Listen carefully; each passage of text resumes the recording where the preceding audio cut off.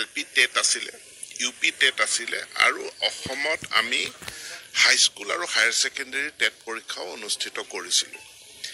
এইবাৰ আমি সিদ্ধান্ত গ্ৰহণ কৰিলোঁ যে আমি দুটা পৰীক্ষা নকৰোঁ বা দুটা প্ৰক্ৰিয়া নকৰোঁ, কাৰণ আমি টেট পৰীক্ষা পাতিলেও আমি আকৌ এটা ৰিক্ৰুটমেণ্ট প্ৰক্ৰিয়া কৰিব লাগে। দুটা নকৰি দুইটাক মাৰ্জ কৰি টেট কাম ৰিক্ৰুটমেণ্ট পৰীক্ষা অনুষ্ঠিত কৰাৰ গ্ৰেজুৱেট টিচাৰ আৰু পোষ্ট গ্ৰেজুৱেট টিচাৰৰ কাৰণে ব্যৱস্থা গ্ৰহণ কৰিছোঁ।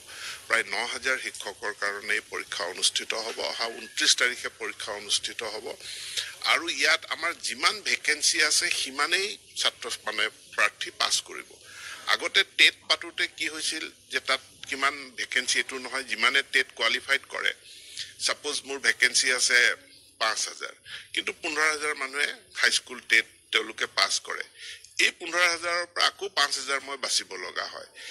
এইবাৰ টেট কাম যিহেতু ৰিক্ৰুটমেণ্ট, আমাৰ যিমান ভেকেঞ্চি আছে সিমান সংখ্যকেহে পাছ কৰিব, মানে সিমানখিনিৰ মেৰিট লিষ্ট ওলাব আৰু তেওঁলোকে ডাইৰেক্ট ৰিক্ৰুটমেণ্ট পাব।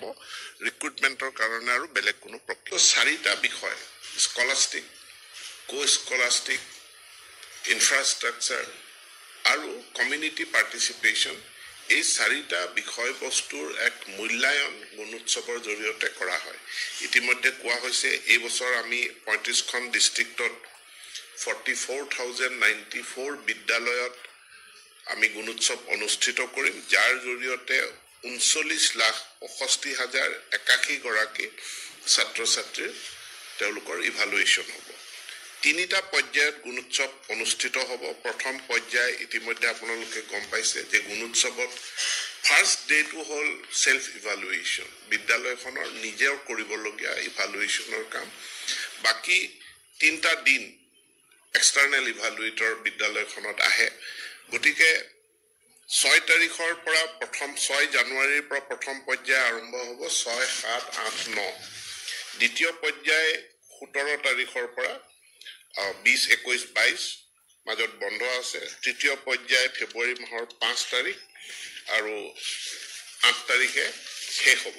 এই গুণোৎসৱ প্ৰক্ৰিয়া যাতে খুব নিষ্ঠাৰে শৃংখলাবদ্ধতাৰে অনুষ্ঠিত হয়, তাৰ কাৰণে প্ৰশিক্ষণ আজি যোৱাকালিৰ পৰা আৰম্ভ হৈছে। মাষ্টাৰ ট্ৰেইনাৰসকলে গৈ প্ৰত্যেকখন জিলাত প্ৰশিক্ষণ দিব, আৰু এক্সটাৰ্নেল ইভালুৱেটৰ যিসকলক নিয়োগ কৰা হ'ব তেওঁলোকৰো প্ৰশিক্ষণ হ'ব। আৰু সকলোকে মই নিষ্ঠাৰে একাগ্ৰতাৰে এটা ডাঙৰ দায়িত্ব হিচাপে এই গুণোৎসৱৰ দায়িত্ব পালন কৰিবৰ কাৰণে মোৰ ফালৰ পৰা মই আহ্বান জনাইছোঁ। আমি লাহে লাহে